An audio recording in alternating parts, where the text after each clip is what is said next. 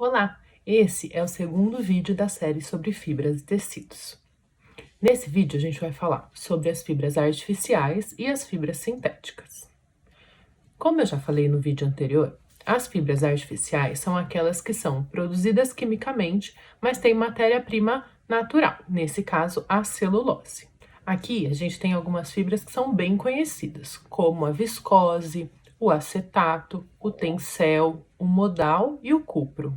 A mais famosa delas é provavelmente a viscose. A viscose tem um toque gelado, fluidez e elasticidade. A viscose também é uma fibra que, depois de lavada, seria muito bom se você passasse essas camisas e blusas que geralmente são feitas de viscose. Como é uma característica do fio dela, ela geralmente encolhe um pouquinho durante esse processo, mas depois, quando você passar, depois de seco, ela volta ao seu tamanho normal.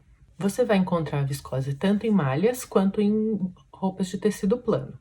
E ela também é bastante utilizada na mistura com outras fibras. O acetato é aquele tecido plano, geralmente utilizado naquele tecido plano muito encontrado em forro de blazer, de jaqueta e até em forro de bolso. O modal e o tencel são muito utilizados em lingeries e underwears. E eles têm uma boa respiração também. Eles costumam secar bem rápido. Já o cupro, o diferencial dele é o brilho, que é bem parecido com o da seda, e o toque peletizado, é como se fosse uma casquinha de pêssego. Agora falando das fibras sintéticas, essas são as que vão respirar menos e provavelmente vão te fazer passar um pouquinho de calor no verão. Por outro lado, elas têm fácil manutenção. Você provavelmente vai sempre lavar a máquina e ela vai amarrotar muito menos, vai ser fácil de passar e nunca vai desbotar. Pode ser que você já tenha visto por aí algumas linhas de camisaria masculina que são chamadas de passa fácil ou algo do tipo. É porque essas camisas geralmente têm algodão misturado com poliéster, que é uma fibra sintética. Assim, ela vai também ser mais fácil de passar, porque ela vai amarrotar menos depois de ser lavada. As fibras sintéticas são aquelas feitas em laboratório e que têm como matéria-prima o petróleo. Por isso, ela é como se fosse um plástico mesmo. E aqui, os nomes mais famosos vão ser o poliéster, a poliamida, o acrílico, o elastano, aquele da calça jeans, que geralmente a gente gosta porque cria uma maleabilidade no pesado do jeans. Então, essas são as peças que não vão amassar, não vão desbotar, vão secar super rápido e você vai ter que ter menos cuidado com elas, porque elas não vão deformar. E aqui, ao contrário das fibras naturais, são peças que não respiram. Então, o seu suor em contato com essa roupa feita de poliéster, por exemplo, não vai evaporar para o ambiente externo. O seu suor vai continuar em contato com a sua pele.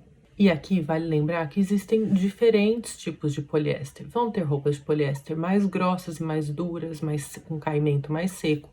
Vão ter as mais fluídas, porque como elas são feitas em laboratório, existem dezenas de opções. O interessante é ir se acostumando com os tipos diferentes de poliéster. Às vezes, uma camisa para o trabalho ou uma blusa pode ser bom porque você passa o dia inteiro no ar-condicionado, por exemplo. E aí ela vai te dar uma manutenção baixa e vai ser super fácil de lavar, passar e usar novamente. E ela vai durar bastante. Então, como eu já disse no outro vídeo, misturar fibras traz características legais de cada uma para que na junção esse tecido seja mais interessante para essa peça. Então, por exemplo, se a gente tiver uma blusa 100% linho, provavelmente ela vai ter um toque seco e vai amarrotar super fácil. Enquanto se essa mesma camisa, essa mesma blusa, for feita de linho misturado com viscose, ela vai ter um caimento um pouquinho mais leve, mais fluido, não vai amarrotar tanto, ela pode ser até um pouco mais fininha e vai salvar no custo. Um outro bom exemplo sobre misturas de tecidos é quando a gente fala de tricôs de lã. Algumas lãs pinicam, enquanto outras não. Se a gente tem um item que é 100% lã, ele provavelmente vai ser muito mais caro do que um item que pode ser feito de mistura de algodão com acrílico e um pouco de lã. O acrílico é o responsável por dar um volume maior à peça, um peso maior. Então pode ser um tricô que protege melhor do frio e ele ainda vai ganhar mais opções de cor porque ele é feito também de acrílico.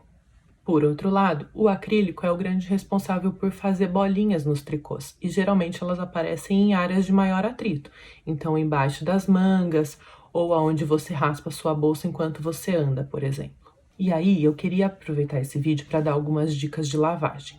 Por exemplo, se a sua peça diz que não pode ser lavado à máquina ou centrifugado na máquina, é provavelmente para evitar essa mecânica muito pesada de jogar a peça de um lado para o outro. Então, se você vai lavar essa peça à mão, tenta não torcer muito ela, porque você também vai estar danificando as fibras. É melhor você ir pressionando até todo o excesso de água sair e depois colocar essa peça para secar. Quando a etiqueta informa que a peça tem que ser secada numa superfície plana, por exemplo, você pode pôr ela em cima do varal ou em cima da máquina de lavar com um tecido embaixo. Ela vai demorar muito mais para secar, claro, mas é porque ela também não pode ficar muito tempo pendurada. Então, provavelmente é essa a instrução que eles querem passar quando dizem que não pode, que tem que ser seca em superfície plana. E para terminar, uma outra dica. Se você não gosta de passar roupa, mas tem muitas peças em viscose, que como eu disse, é sempre bom dar uma passada para ela diminuir o encolhimento dela, depois de lavada, tenta começar a usar um steamer portátil. Assim, você não vai queimar, não vai correr o risco de queimar nenhuma peça, e ele é super prático. Você enche aquele steamerzinho de vapor e passa só nas áreas que você acha que precisam desamarrotar mais. Porém, o steamer não é bom para peças que realmente precisam ser passadas, peças que têm vinco ou camisaria masculina mesmo, que precisa ficar bem assentadinha. Aí é um pouco difícil você usar um protetor térmico numa mão enquanto passa o steamer na outra. Aí é melhor usar o ferro mesmo.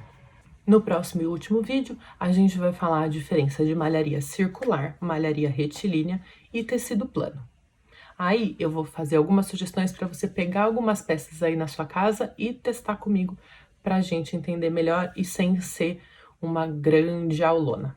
Tá bom? Até o próximo vídeo. E se tiver dúvidas, deixa aqui embaixo que a gente vai se falando.